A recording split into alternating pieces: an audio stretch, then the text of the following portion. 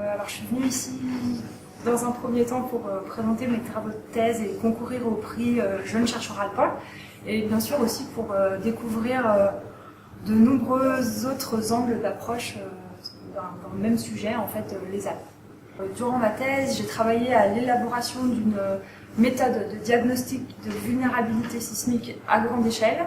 de monuments historiques en maçonnerie, et pour élaborer cette méthode, je me suis intéressée plus particulièrement au patrimoine cultuel baroque des Hautes-Vallées de Savoie, donc de Chamonix à la Morière. Pourquoi ce type de sujet ? Parce que donc, je suis architecte et ingénieur, et des deux points de vue, en fait, il me semble vraiment très important de protéger ce patrimoine et de pouvoir... c'est un don qu'on a des générations passées, et de pouvoir les transmettre aux générations futures, et c'est un peu de notre responsabilité à tous. Aussi le fait qu'on est dans une zone de sismicité modérée, et donc on a un peu tendance à oublier que certes c'est pas le risque majeur en France métropolitaine, mais que il y a des séismes, des périodes de retour plus ou moins importantes, et que ce risque existe quand même, et que ce patrimoine peut disparaître du jour au lendemain de façon définitive. Et puis après, je suis du coin, et donc il y avait aussi le côté affectif. Et aussi, d'un point de vue architectural et humain,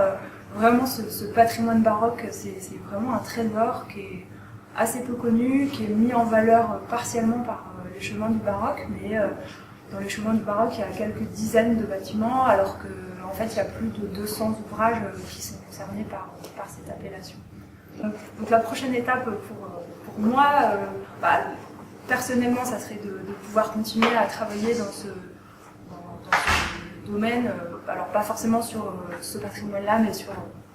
tous les patrimoines possibles. Et après, pour que mon travail de thèse puisse être mis en application de façon plus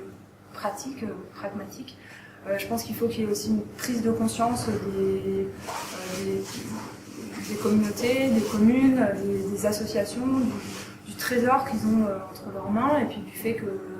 c'est pas parce que ces bâtiments sont là depuis 400 ans qu'ils vont rester éternellement là si on leur prête pas attention, et si on ne se donne pas les moyens de les protéger. Merci Claire, on te souhaite un bel avenir. Merci.